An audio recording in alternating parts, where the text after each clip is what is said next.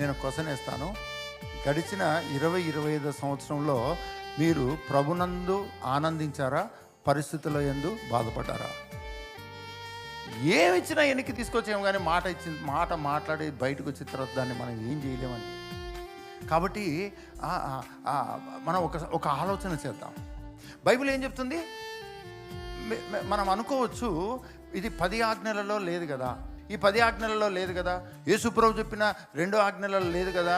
అంటే ఇదే అతి ప్రాముఖ్యమైన ఆజ్ఞ. సంఘానికి, రక్షింపబడినటువంటి వ్యక్తికి అత్యంత ప్రాముఖ్యమైన ఆజ్ఞ ఏంటి అంటే ప్రభునందు ఆనందించడము. ఎప్పుడెప్పుడు? ఎల్లప్పుడు. ఎల్లప్పుడు అంటే 2025లో ఎల్లప్పుడు కిందికి వస్తుందా? 2025లో బతికున్నామా లేకుంటే పోయామా కదా? బ్రతుకున్న ప్రతి వ్యక్తి దేవునికి లైఫ్ సర్టిఫికేట్ ఇవ్వాలండి. మనం పెన్షన్ తీసుకునే వాళ్ళు లైఫ్ సర్టిఫికేట్ ఇస్తారు కదా.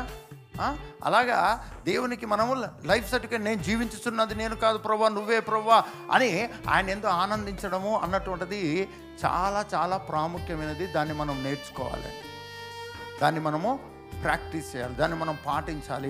ఎల్లప్పుడూ ప్రభునందు ఆనందించడము అన్నది నీ జీవితంలో ప్రాక్టీస్. అది ఆజ్ఞ, అది కమాండ్.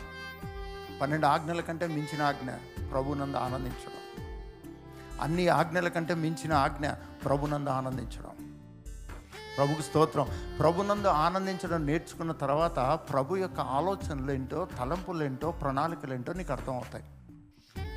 లేకపోతే దేవుడు నీతో ఏ ఆలోచన చెప్పడు. తన హృదయంలో నీ పట్ల ఏముందో ఆయన నీకు రివీల్ చెయ్యడు. ఒకవేళ ఎందుకు రివీల్ చేయడో తెలుసా? నీకు రివీల్ చేసినా అది అర్థం చేసుకోలేవు.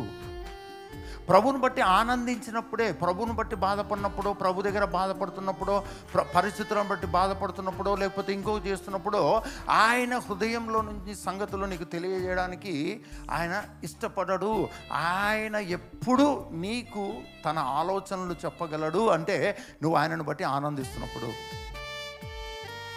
ఆయనను బట్టి నువ్వు ఆనందిస్తున్నప్పుడు అప్పుడే ఆయన తన హృదయంలోని సంగతులు నీకు చెప్పడానికి ఇష్టపడతాడు. నీకు కూడా రివీల్ అవుతాయి, నీవు కూడా అర్థం చేసుకోగలవు.